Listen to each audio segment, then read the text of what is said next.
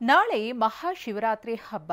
ಹೀಗಾಗಿ ಮಾರುಕಟ್ಟೆಯಲ್ಲಿ ಹಬ್ಬದ ಖರೀದಿ ಬಿರುಸಾಗಿದ್ರೆ ಮತ್ತೊಂದು ಕಡೆ ಶಿವ ಭಕ್ತರಿಗೆ ಡಬಲ್ ಗುಡ್ ನ್ಯೂಸ್ ಅಂತಾನೆ ಹೇಳಬಹುದು. ಒಂದು ನಾಳೆ ಹಬ್ಬ, ಮತ್ತೊಂದು ಹಣ್ಣು ಮತ್ತು ಹೂವಿನ ದರ ನಾರ್ಮಲ್ ಇರೋದು.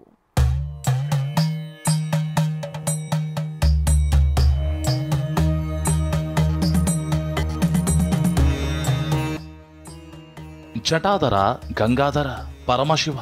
ನಾಳೆ ನಾಡಿನೆಲ್ಲೆಡೆ ಶಿವರಾತ್ರಿ ಹಬ್ಬದ ಸಂಭ್ರಮ ಸಡಗರ. ಹೀಗಾಗಿ ದೇಗುಲಗಳಲ್ಲಿ ವಿಶೇಷ ಪೂಜೆ ಪುನಸ್ಕಾರಗಳು ನಡೆಯಲಿದ್ದು ಹಬ್ಬಕ್ಕೆ ಅದ್ದೂರಿ ಸಿದ್ಧತೆ ನಡೆಯುತ್ತಿದೆ.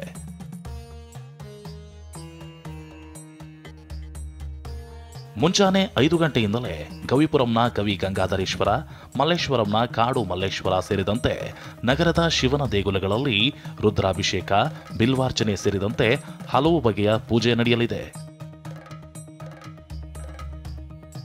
ಇನ್ನು ಶಿವರಾತ್ರಿ ಹಬ್ಬಕ್ಕೆ ಬೇಕಾದ ಸೇವಂತಿಗೆ, ಮಲ್ಲಿಗೆ, ಗುಲಾಬಿ, ಕನಕಾಂಬರ ಸೇರಿ ಎಲ್ಲಾ ರೀತಿಯ ಹೂಗಳು ಮಾರುಕಟ್ಟೆಗೆ ಹೆಚ್ಚಾಗಿ ಲಗ್ಗೆ ಇಟ್ಟಿವೆ. ಹೂವು ಮತ್ತು ಹಣ್ಣಿನ ಬೆಲೆಯಲ್ಲಿ ಅಷ್ಟಾಗಿ ದರ ಹೆಚ್ಚಳವಾಗಿಲ್ಲ.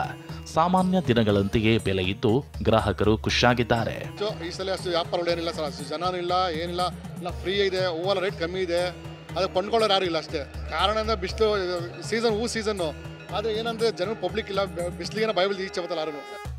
ಇನ್ನು ಹೂವು ಹಣ್ಣಿನ ಬೆಲೆ ಎಷ್ಟಿದೆ ಅಂತ ನೋಡೋದಾದ್ರೆ, ಸೇವಂತಿ ಪ್ರತಿ ಕೆಜಿಗೆ 150 ರೂಪಾಯಿ ಇದ್ರೆ ಮಲ್ಲಿಗೆ ಹೂ 600ರಿಂದ 800 ರೂಪಾಯಿ ಇದೆ. ಇನ್ನು ಕನಕಾಂಬರ 600ರಿಂದ 800 ಇದೆ.